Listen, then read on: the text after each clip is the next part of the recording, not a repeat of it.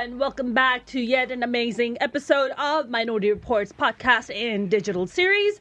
It is always great to have a guest in studio because, A, I don't get to wear the headphones so it doesn't ruin my hair, and B, it's just so much more personal to just have him here. Today I have this incredible guest that I've been following for a while. He's hilarious. You've seen him on Bring the Funny. You've seen him HBO and Latino. Very, very funny guy. Orlando LEYBA, thank you for joining us. Thank you. Thank you for having me on, Mona. I like it. Dude. Thank you for everybody watching. Whoever's watching. Are there people watching? Are you watching? They're going to be watching. You're watching. It's you, Orlando. They're going to be watching, man. It's you. It's all you. Yeah. This is fantastic, first of all. Fantastic studio. Thank you. Very clean, very hygiene. I peeped game. We even hugged. Yes, we did. Because it's legit We didn't do the clean. elbow coronavirus thing, nothing. No. We were hugged, like, we're going in. We embraced because it's clean. Yes. We have our engineer here, Travis. I don't know his last name. He seems like he's a clean human being. He is. He didn't want me to talk over the theme song, but I get it. They're all engineered. They have all their quirks and their way of running stuff. By the way, I have nothing to do with the cleanliness, so it's all Travis and the folks here at Show Creator Studios. You guys are awesome.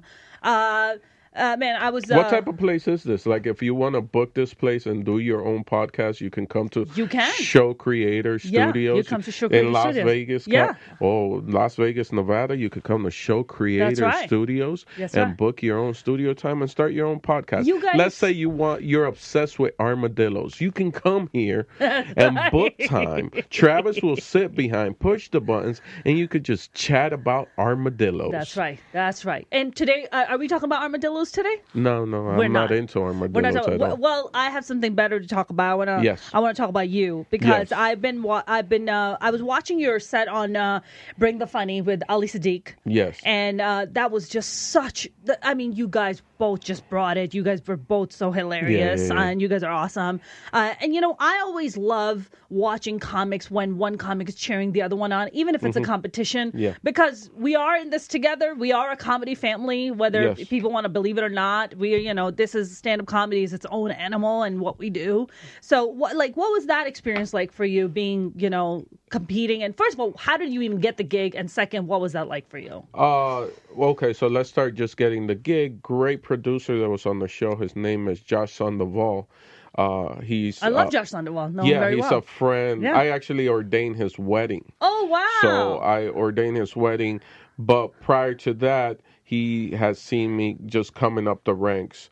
And I had the wonderful blessing of doing the Tonight Show that led to Josh seeing me and being like, hey, I think you might be good for this. So he brought me in. He pitched me to the executive producers. They brought me on.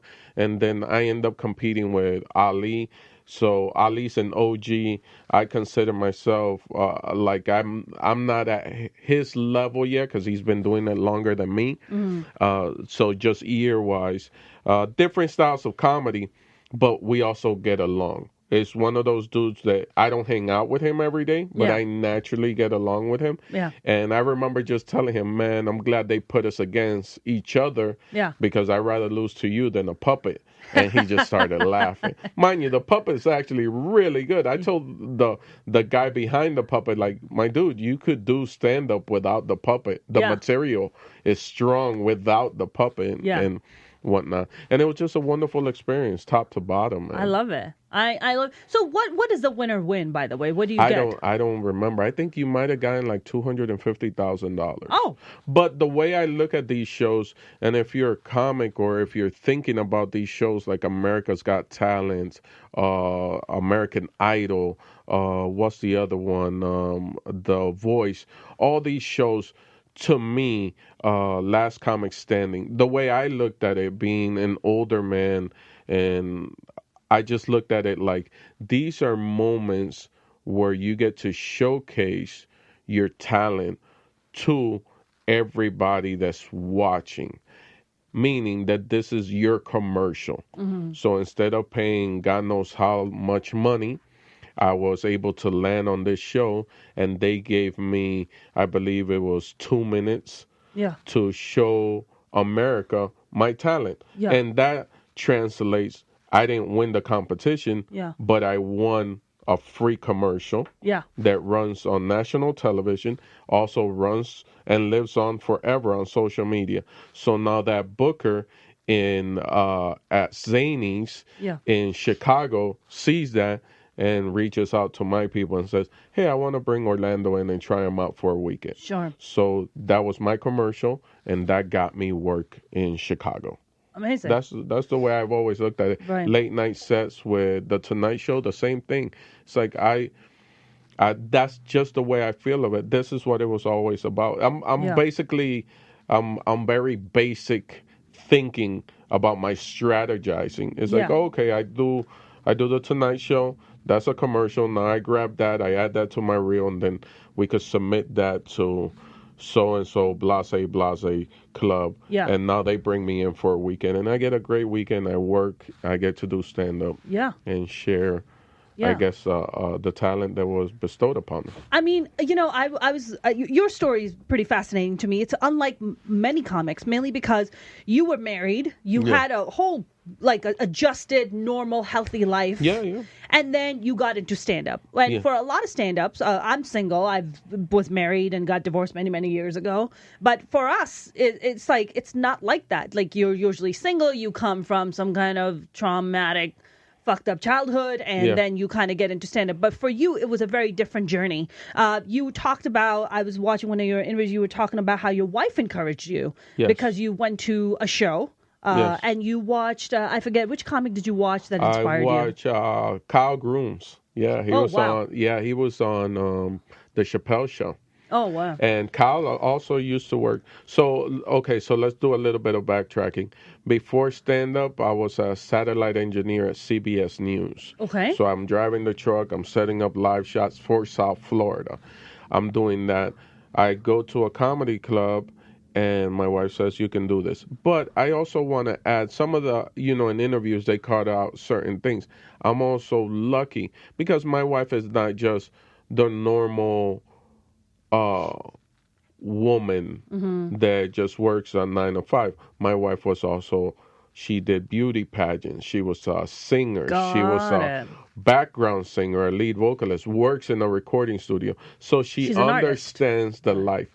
And our communication game is like, we operate at a high level of communication, constantly communicating. Yeah. What's going on? Where are we at? We're always checking in. Where, not checking in of, I'm back in my hotel room. How are you feeling today? Are you doing all right? How did your day go? Hey, I have this thing.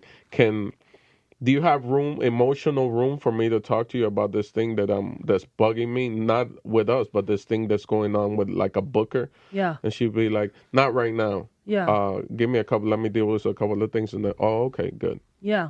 You know what I mean? Yeah. Like right now, we've been having discussion because of this coronavirus. Yeah.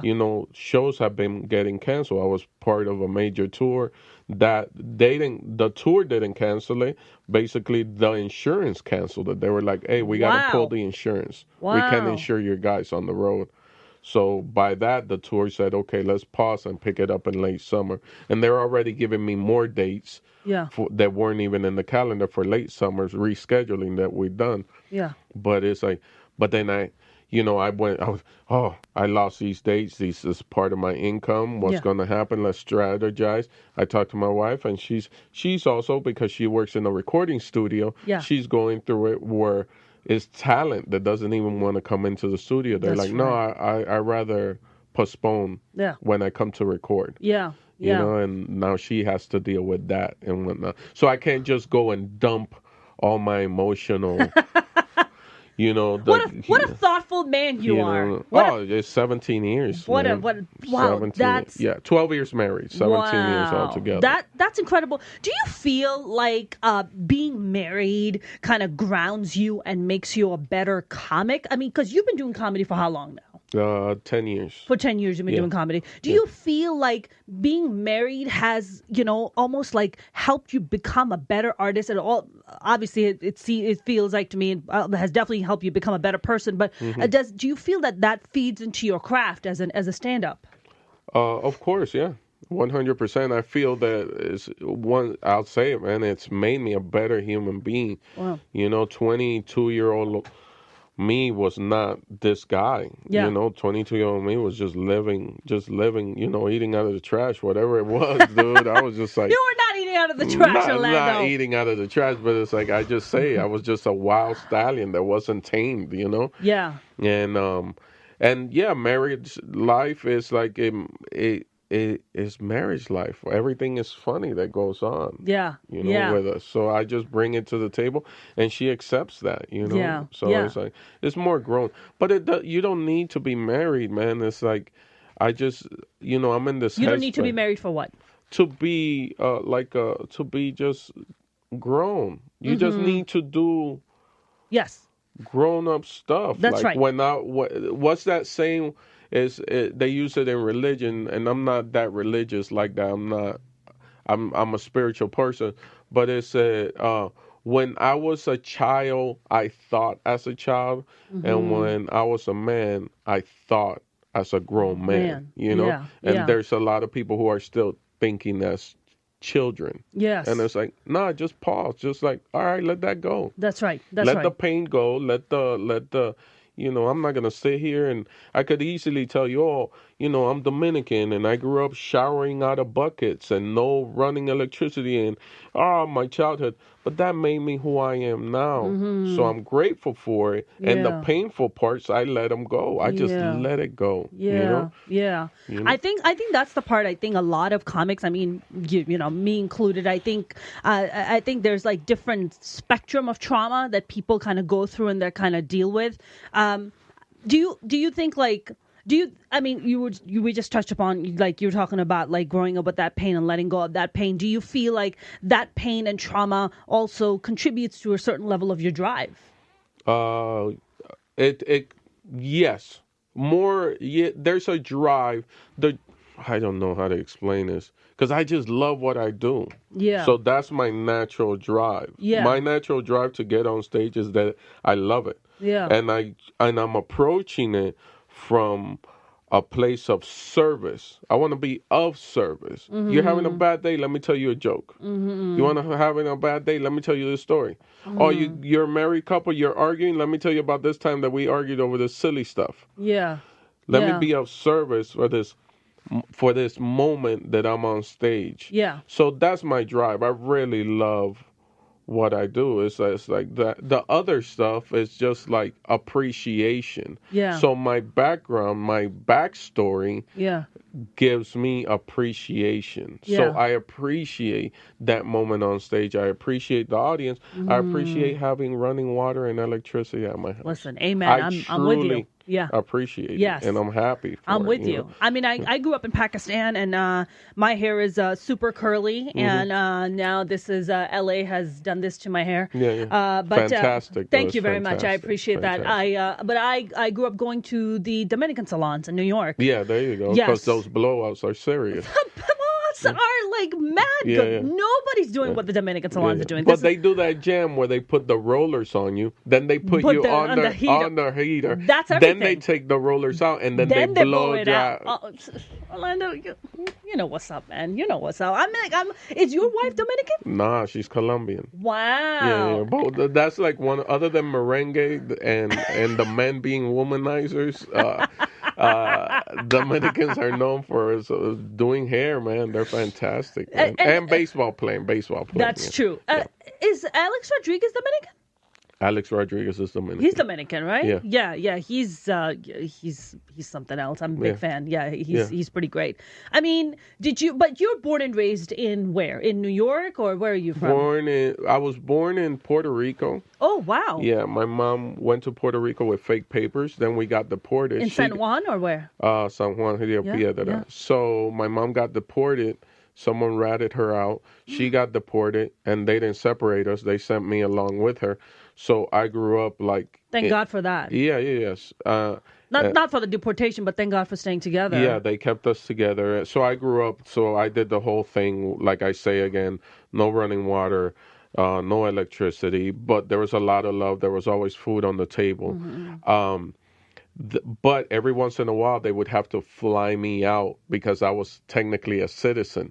So they would have to fly me out so they wouldn't have to pay the taxes that the country would put upon me for being a citizen and overstaying my stay. So you can only be in Dominican Republic at the time for a certain amount of time, then you have to pay taxes. Okay. So right before having to pay those taxes, those penalties, they would just buy me a plane ticket. Yeah. The family would take a collection, they would fly me out, and then I would stay with an aunt for like a month in New York.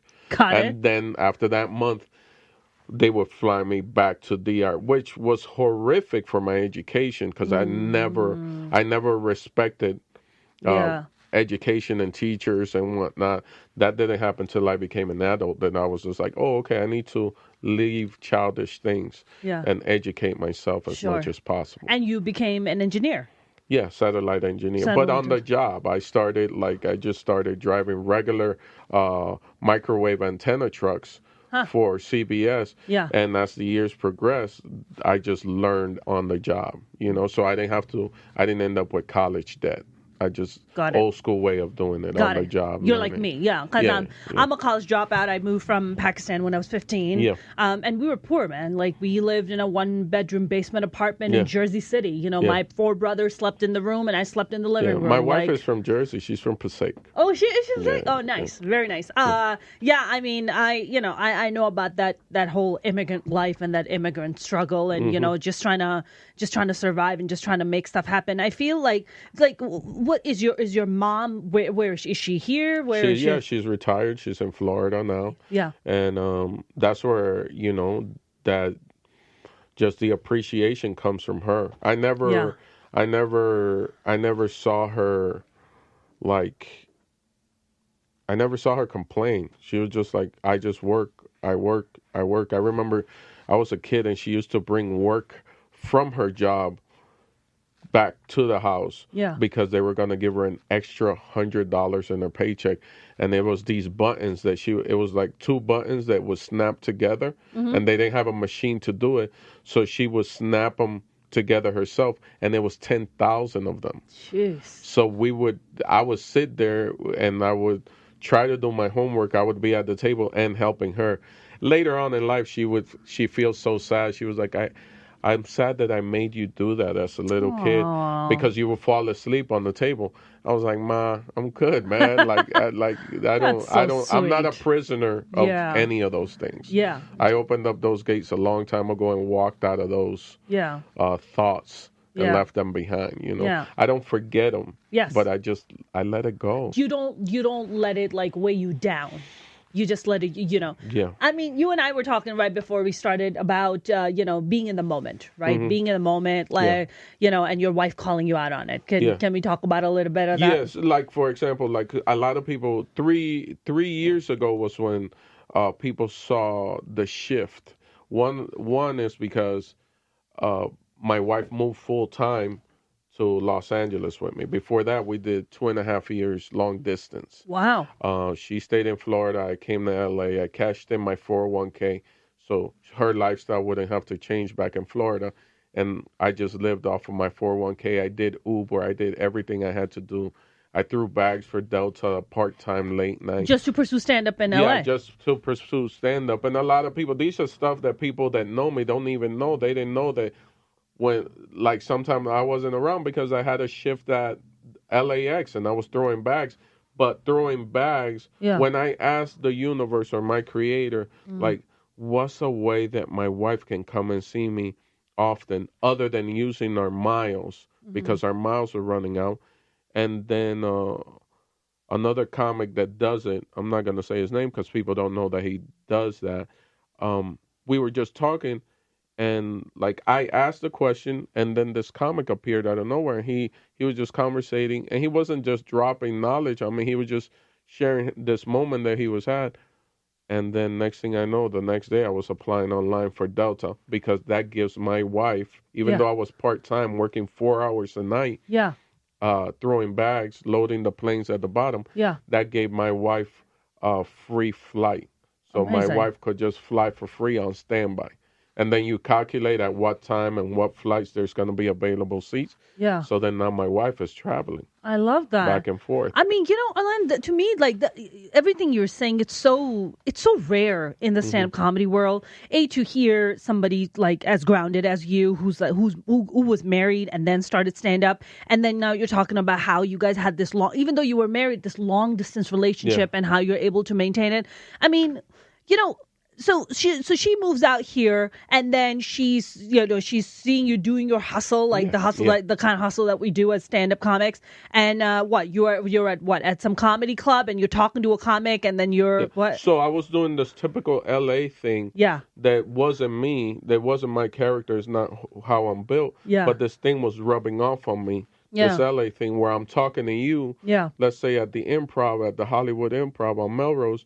And then I'm looking over your shoulder to see who else is coming through the door, that possibly that person can do something for me. A person that isn't even there. That's right. But I'm just looking to see if Judd Apatow is going to walk in and maybe he puts me in the movie.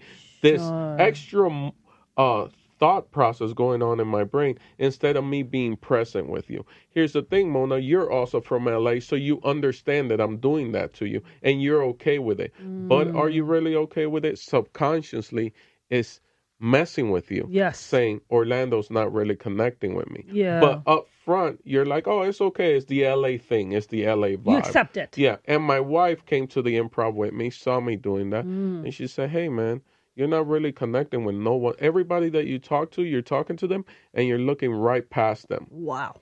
And then she called me out, and me and her have this thing because obviously she's an artist, and I'm an artist. And she goes, you're on some artist bullshit. Like, we came up with that to call each other out. Or when another artist is doing some stuff, like a musical act is saying, oh, I don't want to play that song. That's the song that you're known for. You're on some artist bullshit right now. Right, that's right. You know what I'm saying? Oh, I don't want to do that joke. That's the joke that people kind of came to hear also. You're on some artist bullshit. Yeah, yeah. So she calmed me down on it, and instantly I made a shift. And I recognize that on myself, and then now if we're just here doing this podcast, we're just here. Yeah. And little by little, as we start talking, these microphones in my brain disappear, the cameras disappear. Yeah. And we're just vibing. We're just present in this moment. Yeah. And I'll enjoy this moment while I'm here, and as soon as this moment is over, I move on to the next moment. Yeah. And I'll be in that moment, which is with my Uber driver back to the Rio Hotel. And I'll conversate with him, or if he doesn't want to talk, we don't talk. Yeah. You know? Yes, 100%. And I think I'm like you in many ways, where I don't have a wife to tell me that, but or a husband to tell me that, but I try to catch myself when I'm doing some of that artist bullshit where you're like looking over. It's just like, that's so disrespectful.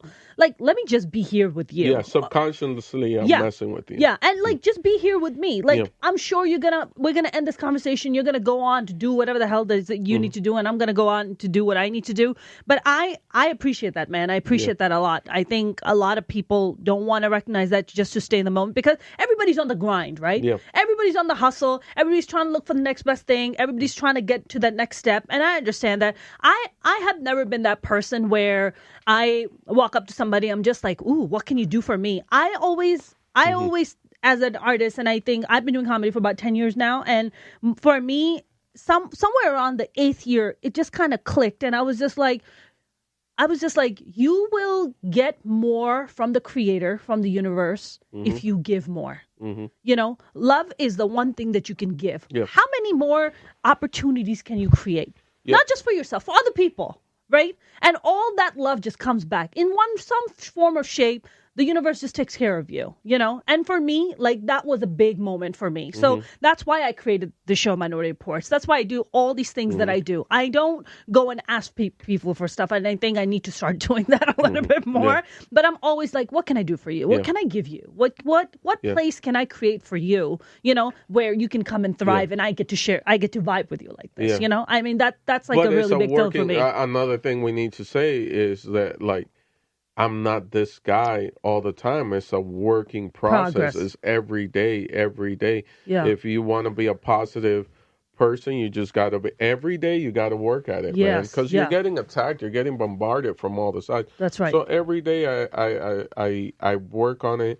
I try to catch myself as much as possible. Yeah. And when I drop the ball, I just, I forgive myself and I pick it back up. Yeah. Yeah. I say that to to Eric Rivera. I'm always saying that because he's like very positive early morning walker. Yeah. So he's on the tour, on the Entre Nos tours with me. Yeah. So I'm always bugging him. Sorry, what's the tour called? Entre Nos tours, which translates to Between Us. Got it. And it's that whole, I did an HBO special, but it's a series. Yeah. So it's like, I love it. We're on tour. Are you talking about the HBO Latino tour that you, the set that you did? Yeah. I so love that's like one of those ways, those magical ways. Listen, like people, I remember wanting to do when the HBO Latino people came, which is actually Viva Films, the production. They came to me with it. I know for a fact that there was comics passing up on it because they were like, "Oh, you're a comic and you don't do no Spanish material." And then I go, "They're not asking me to do Spanish material. They're just asking me to do my normal material." And I'm just flying under this banner that's called Entre Nos, which translates to In Between Us. But I got lucky enough that other guys had done it in front of me, and I noticed that they did the Entre Nos thing, but then as soon as it airs on HBO Latino, it was on the HBO app because there's no HBO Latino app. So it's just streaming through the main thing anyways. So like someone like Vladimir Camacho who did it, Vla is right next to, on the HBO app, he was like right next to the Game of Thrones little pin. Right. To click on and watch. Yeah. So once I saw that, it was like, okay, this is my sideways door into getting into HBO. Yes. And I have 30 minutes on HBO called Adorable. And it's me. Amazing. It doesn't even fly. It flies under the flag of Entre Nos. Yeah. But when you look at it, it's just me, and it says Orlando LEYBA Adorable. That's the name of the 30 minutes. I love it. Vlad's been on my show quite a number of times. He did a show with us last year. He was fantastic in it. So yeah, I love booking Vlad. He's so funny and he's so good. great. He's on that new show Tommy on CBS. That's right. I heard about that. Yeah, he's like right next to what is it? Edie something. I forgot her name. Edie Falco? Yeah. Edie Falco? Yeah. I think I saw a post from him about being listed as one of the best dressed men on TV on a TV show. Yeah. He's the best. He lucked out with this one. It's fantastic. Yeah. Blessings, man. Are you gonna pursue acting gigs? Are you taking acting classes? Yeah, if it happens, yes. I am taking acting classes. Yeah. I've taken another step forward of that whole investing in yourself. So I set some of my touring money off to the side, and I've decided to take a step back from classes and just do one-on-one with the teachers. Perfect. So I could just, I'm more that guy. So see if I can evolve and develop a little bit more. Because I respect actors. People think, oh, you could just do that. And there's people that do have the talent just to slide in. Yes. But for me, it's hard. That's an exception. That's not a norm, though. Yeah. For me, it's like we're in this world where we control everything from A to Z. That's right. Where we're going to perform, what time we're going to perform, and what we're going to say. We have all the control. Yeah. So acting is a whole different world. I respect it a lot. And if I get the opportunity, I get the opportunity. But man, I'm so blessed to have a sense of humor and know that no matter what, I can go earn $50 at a bar. That's right. No, it's really beautiful. So before I started doing stand-up, I was a stage actor in New York, and I did a lot of shows, did a lot of off-Broadway stuff. And I remember my manager submitting me for In the Heights, which was a Lin-Manuel, it was very first musical. Yeah. And I was like, me? And they were like, yeah, they think you're Puerto Rican. Can you come in? Yeah. And I had to take all these singing classes, and I had to prepare for it. I had my hoop earrings on, which I kind of have now too. Yeah. And I had to get my Puerto Rican, I had to get my Boricua on. So, and a lot of it's funny because when I moved from Pakistan and I went to high school in Jersey City, most of my friends were all Dominicans and Puerto Ricans. That's an inner city school. And my brothers taught me that if Hispanic kids walk up and start speaking Spanish because they're going to think you're one of them, just say no habla español. Yeah. And I was like, just say no habla español? Just say no habla español. So I was like, okay. So I would go to school, and I remember my first year, and I would have these Puerto Rican kids walk up to me and start speaking Spanish, and I'd be like, no habla español. And they were like, no habla español. They're like, you're not Puerto Rican? You're not Dominican? And I was like, no, I'm not. I'm Pakistani. Yeah. And they were like, you look like one of us. And I was like, I know. I didn't even know. I didn't even know about the Latino culture until I got here. Yes. And my dear friends are Puerto Ricans and Dominicans, actually, because I grew up with them. You were in the environment. You were deep in the environment. I was deep in the environment. My high school prom, I wasn't allowed to go because, it's conservative, Pakistani, Muslim. You don't get to have dates. You don't get to date boys. Like, that's just not a thing. And my friend Rosie, Puerto Rican, she paid for my prom and she paid for my dress so I can come to prom with her. And what did you do? Did you sneak out? I didn't sneak out. My parents let me go, but I wasn't allowed to take a date with me. Oh. No dates. Yeah. I can go with my girlfriend. My prom, one of my friends had to pick up my prom date because her dad wasn't having it. Very religious, very like... Latina? Yes, but I had like long dreadlocks. I looked full blown like I was one of the Marley kids. Oh my God. And you went through that phase, that Marley phase? Yeah. It's just like Bob's music used to talk to me, but it's like it just shows it's like that positivity, that energy was already growing inside me. Yeah. And I remember one of my good friends, Sam, he went and picked her up. I'm not gonna say her name, and then he drove her to where we were all meeting up, and I was just there. My mom had rented me a car. I had what is it? Your mom sounds fantastic, by the way. She's a wonderful human being. Yeah. And she rented me a Mitsubishi Eclipse convertible. I was balling. What? I wore red sneakers. Dude, that's some baller shit. That's some baller shit right there. And then I think we had to do the whole magic trick back to dropping her back off home. Yeah. You know what I'm saying? And then I went off. Does she have to be dropped off by midnight? What was her curfew? I just remember we rented hotels at the beach. Okay. And she didn't go to the hotels at the beach. We all had connecting hotel rooms, and then we were just like, most of the graduating class ended up at these hotel rooms just partying. We had the after party there. Yeah. And we dropped her back off. And then I went to the party. Yeah. And then I felt weird because I didn't have a date. And then everybody was kind of like trying to figure out what they were going to do and how they were going to end up this night. I just remember being like, man, I have an Eclipse convertible. And I just pulled off. And then I was driving up and down 995 with the convertible down. Hell yeah, you were. And enjoying this rental car my mom got me. Hell yeah, you did. Because the next day, the pumpkin was going to come back. Yeah, that's right. It was done. That's so right. Now, what do you got going on? You got the tour is you got the tour going on. Got the Into the Nose tour. If basically everything, you just follow me on Hey Lando. Yeah. And I'm at the Comedy Cellar this weekend. I think I'm gonna do next week. I'm honored to do this week at the Cellar. Yeah. Over in New York. If it doesn't get canceled, hopefully it doesn't. Hopefully not, man. Everything is just like shutting down. Does this scare you? Does the coronavirus scare you? I don't live in that space, man. Right? I know.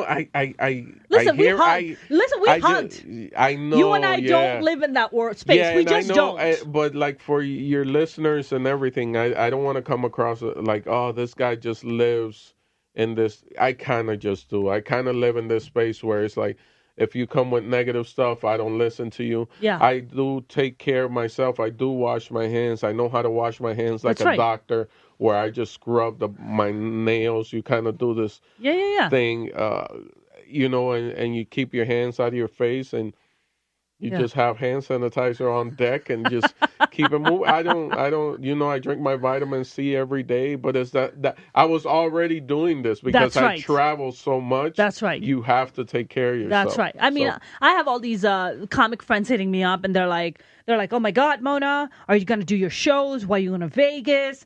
Did you stock up yet? I'm like, well, wait a minute. Don't you have already stuff at home? Don't you stock up already? Yeah. I have, my entire car is stacked up. Like, I go home, everything is stacked up. Yeah, the toilet tissue is a big thing in LA now. It doesn't give you the shits. What's with the toilet paper? Exactly. I'm like, you could just wash your butt also. Right? But that's what we do, by the way. Yeah. Well, my wife, man, she's there's one of the negative things about my wife. She just every time she uses toilet tissue, it's like a glove. She makes a glove. She's one of those females. So automatically, when we go in shopping, I just grab the biggest thing of toilet tissue possible. I've noticed that I've had girlfriends who are visiting and come and stay with me, and I put in a new roll, and in half a day, it's gone. It's gone. And I'm like, what? Are you eating the toilet paper? What are you doing, man? Because I don't use the toilet paper like that because I grew up using the bidet. Yeah. Right? It's a big part of the Muslim culture that you don't use toilet paper because we consider it uncleanliness. We use the water, I don't know if you guys know this, but you power hose your ass. But it's good. It just gets everything out. You feel fantastic after. You feel refreshed. Yes, it's better than 100%. I agree. You feel so refreshed. You're like, wow, this is like it's like a new anus. It's amazing. Yeah. It's amazing. I don't know. There's like this new thing now. All of a sudden, people are like, wash your hands. I'm like, weren't you already fucking washing your hands? Yeah. That's disgusting. Yeah. How many people's hands? You know what? It got me thinking. I'm like, how many people's hands I shook who didn't wash their hands? Yeah. It got me like grossed out. But then you washed your hands. Yes. That's what I do. I mean, especially after shows, you do the little meet and greets after, and people are like, every time. But here, this time at the cellar, we haven't been doing meet and greets. We're like, okay, guys. Especially the cellar does such a great thing where they just put 4 headliners together. We all do like about 18 minutes. Okay. So it's more like a showcase thing. Yeah. And if you don't like me, you might like Nicole. If you didn't like Nicole, you might like Eagle. If you don't like Eagle, you might like Kathy. If you didn't like her, you might like Mark. And it's a great show. Yeah. And because we're in the green room together, it's kind of like we all took that saying, okay, let's not do meet and greets just in case. Yeah. We don't catch them, and then we just start spreading that amongst each other. It's so crazy. Man, I'm actually really excited about I definitely watched part of your Adorable special. Yeah. Is there a dream you have about possibly getting like a Netflix special? Is that a thing for you right now, or?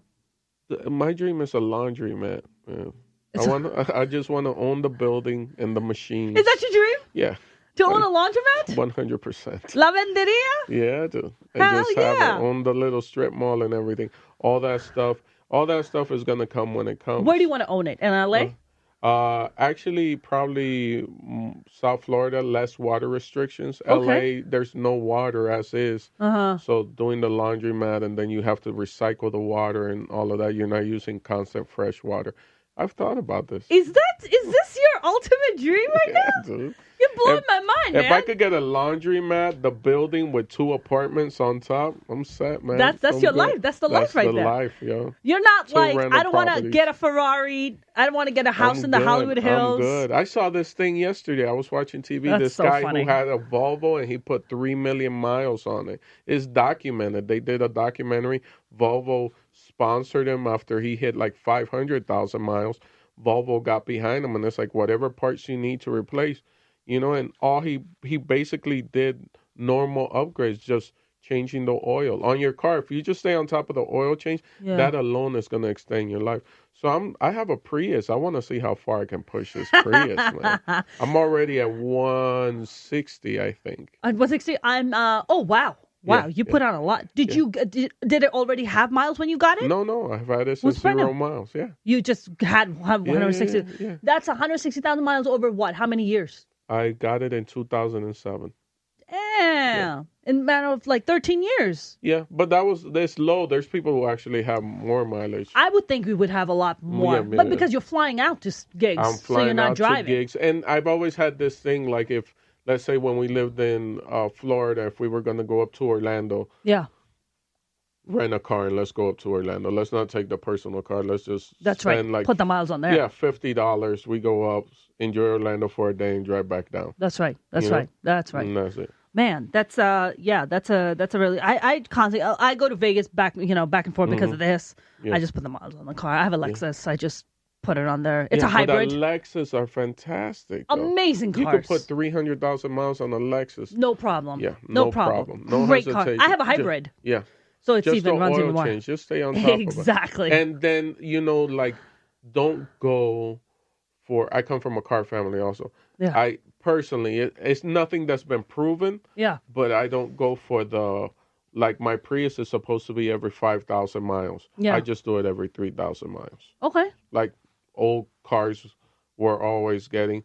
At Oh, some you point, don't wait till the sticker tells you. I don't wait to. I just do 3,000 miles because Yeah. normally your Lexus is probably like 5,000 miles Yes. also. Yes. I just go I just 3,000. wait till it Yeah. tells Well, me. actually, I started it right after I hit like 80,000 miles. When Yeah. I hit 80,000, then I just okay. I'm not just gonna go Yeah. to a thing. And then in Burbank, there's this place called oh my God, I'm blanking out on the name. Is it a Prius? No, it's that place. It's right on Burbank off of the 134. Okay. They do an oil change and they'll wash your car. So you get an oil change and they'll wash your car. Oh, wow. Yeah. Well, I want to know this place. It's right off of Victory. It's on Burbank. It depends. If it's not close to your house, it doesn't make sense. You're gonna text me the name. Yeah, yeah. Text me the name because I want to go. Before I would we wrap love up, that too. A place that changes oil and washes your car. well, you are on a whole different. You're on a whole different level, It's man. quality of life. I swear to God. You're so right. Yeah, if you just Because you're talking about focus, sanity and stability. That's what you're talking yeah, about. I'm talking. Yeah, quality of life, man. Yes. Don't sit in the middle seat. If they book you a trip for a middle seat, Yeah. and it's gonna cost you $50 to like move up to economy comfort, go up to economy comfort. Yeah. Get that extra leg room. It's a Yeah. 5-hour flight. Do it. Treat yourself. Yeah. You know what I mean? Yeah, Treat absolutely. yourself. I before we wrap up, I want to talk to you about this thing, and I talked to a lot of male comics about this. I mean, you're a male comic. You're doing fantastic. You're also, I'm meeting you for the first time, but I just get the really good guy vibe from you. And it's funny because I remember watching you the first time and being like, that's a good guy. There's just something so good and pure about that guy. I remember watching you and just saying that to myself, and I was like, man, you have that vibe too. Oh man, I appreciate that. I remember watching it. I'm like, that's a good man right there. He's a good guy. And then you talked about being married and stuff. I was like, of course he's married. He's a good guy. Of course he's married. He's probably married to an amazing woman. You know, they vibe. They get each other. With flaws. I have a lot of flaws. We all have flaws, man. We're but human. I forgive myself. Yes, that's the thing. 100%. You gotta forgive yourself, and you try to do better the next day. Yes. 100%, and I thank you for saying that because it's really beautiful, and I think we're everybody's on this perfection bullshit. No, that doesn't exist. It's bullshit. It's garbage. That doesn't exist. It's a fail game. Yeah. Like it doesn't work. I as a female comic, like I go up and what was that like for you? I mean, look, being a comic is a hard life to begin with. It doesn't even matter if you're a man or woman. Mm-hmm. I feel like as female comics go up and male comics, like the hustle is slightly different because with female comics, we always have like this kind of weird thing with bookers. Bookers might try to like screw you out of money or try to do that kind of bullshit. Yeah, they do that to all. Yeah, they do that to all. With females, there's also this sexual aspect that they try to play in, like, let me play it, let me see if I can get that in, and that.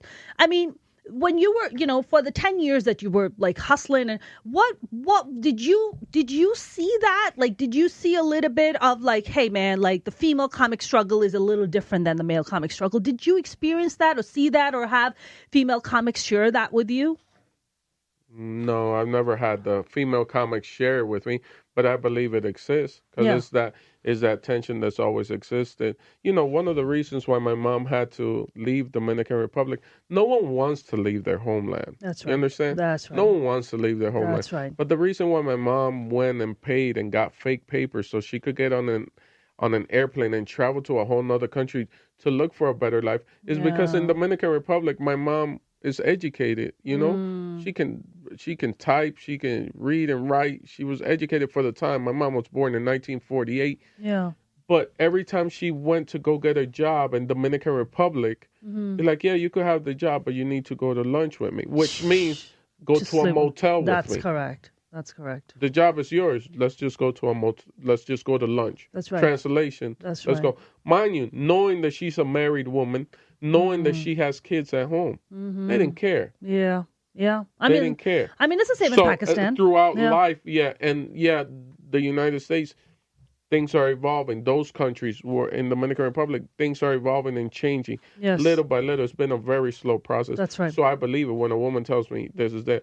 My advice is the advice that I gave myself, and I'm not a woman, but I also felt like, there's certain clubs that you have to kind of like pledge. Yeah. Like it's a fraternity. Yeah. And stuff like that. Yes. And I get it, and I respect it. These are the rules that you set to play in this field, right? To play in this field, these are the rules. Yeah. But you can choose not to play in that field. That's correct. I choose not to. And go to another field. That exactly. So that's the choice I've made. And I don't know where I heard it from, but like, go to where you're wanted. Yeah. Oh, I like that. So in LA, certain clubs. Yeah. There's a club that wanted me to pay to see my friend perform. I get it. I understand. I hold nothing against this club. There's a club that wanted me to sit down till 3 a.m. Because? Multiple nights, if I ever wanted stage time. I get it. I hold nothing against you. Yeah. I play these clubs I think I might now. even know those clubs. Yeah, I play these clubs now. Yeah. Yeah. You know? Yes. But you know what? The Ha-Ha in North Hollywood was like, Orlando, you're welcome here. Yes. Anytime. They're and really you know great. What? And you know what? Not even 5 minutes. Go, 10. Yeah. You just got to LA. Do 10. Yeah. Do 15. Yeah. Yeah, you want to do 20? Yeah. The Ice House. Yes. Same thing. Yes. I'm, Comedy and Magic, which is a hard club to get into. It is a hard club to get in. But for some reason, it was the place that welcomed me. Yes. Yes. So those bookers, I thank them for my journey. I thank Nick Guerra, comedian Nick Guerra. Yes. Because when I got to LA, he gave me the heads up. This and this is going to happen. But if you go on these outskirts, this club exists, this club exists, this club exists. Wow. Flappers. Wow. I don't do a lot of flapper spots, but when I first got to LA, these were the places that nurtured me. Yeah. And I still hang around that. Yes. Of course. I still go to the Improv. I still go to the Comedy Store. I still go to the Laugh Factory. Yes. Yes. I mean, those are like the three major players too, right? The three major players too. Yeah. But it was like, I went where they wanted me. Yes. And that was it. And I advise that to any woman. And what if you're not? What if you're killing outside, but on the inside they're just not? Your moment will come. Yeah. You can't rush this. Yes. What's good? It all depends on what you're doing. That's right. If you just focus on the stand-up. That's right. But if you're having aspirations and dreams of, if you're making what I like to call, if you're doing this movie of, I want to have my own sitcom and all of that. If you're working with that, so it's not really it's a combination of the stand-up and acting. Well, that's a parallel world. Yeah. Right, because and also, But if you get, it's kind of like stand-up also. You've been an actress already, so if you fall into the actor world, you'll be in the acting world. Exactly. And then your talent as a stand-up will shine in the actor world. That's correct. But there's people that want to do the thing of, let me become a stand-up, and then people will see me, and then they'll give me a show. Yeah. And yes, that's happened multiple times. Sure. But a better math is, let me do stand-up at the Ha-Ha. Yeah. And I'm sharp at the Ha-Ha because Terry's showing me a lot of love. Yeah. And let me take my acting classes and go out on auditions. Yeah. And look at backstage magazine and sign up and see if some, pick up that world. Yes, absolutely. And just go to where you're wanted and listen to the guys. Guys tell you exactly who they are. They don't try to hide it. I agree with you on that. People don't hide. 100%. They can only hide it probably for like 5 minutes.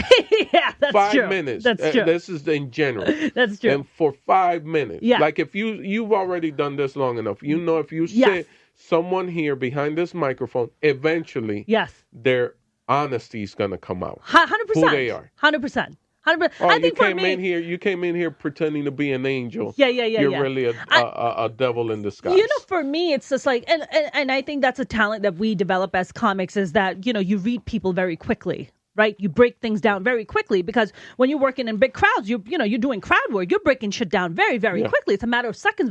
So I think that, of course, bleeds into your personal life or, when booking guests. That's why I'm very particular about who I bring on the show. I have to bring on a person that I vibe with, the person I respect. They respect me. Yeah. I think that's a really big thing. But you're right. I mean, people show their colors and you have to believe them. It's Maya Angelou said that. We was just watching. Me and my wife were watching that show on Netflix called Blind Date. And there's this. How is that show? It's great. Okay, from a spectator view, great. For me, Still want to be a part of it. because it's like I'm watching it in real time, the stuff that we're talking about, where a guy, this one, I don't know the name, so I'm not going to get deep into it, but he said this line where they're talking to each other and they don't see each other, and he tells this woman, the dude tells this woman, wow, if there was no other dudes here and no other women here, I would probably propose to you. That's what he said to her. Whoa. Now, when she leaves the room where they're having this conversation and she goes back to the other girls, all she says to the other girls, he said he's gonna propose to me. That's all that she heard.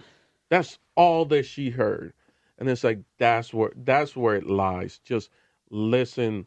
Listen to what people are telling you. People are going to tell you. If they're about that money, they're going to tell you about that money. If they're about sex, they're going to tell you about sex. If they're about that they don't like women, they don't like women. There's a lot of guys that like women, but they don't like women. That's right. And that's right. That's the dude. That's the I'm a single girl. I experienced that a lot. Yeah, so that's the dude that you need to avoid. That's right. You know, that's right. Like I genuinely like women. Yeah. Well, you have a good mom. Yeah, that's it. So she really set the precedence for you. She says, you know what I'm saying? And I have aunts and grandmothers. And one of my uncles, through marriage, hit one of my aunts. And I saw my aunts and my mom posse up. And they were going to murder this dude. Like, I love your mom and the posse. I love it. Like her and her sisters were legit gonna, Yeah. We're going to cut it off. And we're going to murder this dude. And I'm a kid and I'm watching this thing unravel in front of me. Yeah. And it didn't go anywhere, but it's like that's what and then I was just like, "Oh, okay." So I'm hypersensitive to women. Yeah. I'm not going to sit here and say I understand them, but at least I know that I like them. Yes. We need more men like you in the world. That's what it is. Can you start doing can you just do a podcast about not to be an asshole? This is how you are a good man. Can you do a podcast on that, please? Yeah, but it has to be the other way. I would love. There would have to be a woman that also believes that she has to translate and say to women. I'll be your translator. Like, listen, that's not what he said. He said if there was nobody else here, I would propose. So the whole world would have to be empty for him to propose to you. Like he didn't say he was going to propose to you. That's right. Oh Jesus. That's right. Oh my God, dude, this was such a great conversation. Do you have any upcoming stuff you want to plug, or people can come and watch you again? Just when is your tour kicking off? I think it got pulled because of the coronavirus. They pulled the insurance, so we had to pull the tour. And it picks up again in April, though, which is just random. So I'm back in the first week of April. I'm back at the Comedy Cellar in Vegas for a week, and then after that, I pick up. So if you just go to Hey Lando, at Hey Lando, all social media, heylando.com, you'll see where I'm at. Awesome. Right. Well, whenever you're in town, you want to come back. Thank you. You want to come back? Whenever you want to have me, dude, come back. You want to come and co-host with me? You're more than welcome to do so. Fantastic. You're a homie. Thank you. You're a homie. Thank you so much for joining us. Thank you for having me. You're awesome. Thank you. You're awesome. Well, thank you so much for joining us. If you guys wanna, I will tell you guys to please subscribe on the YouTube channel.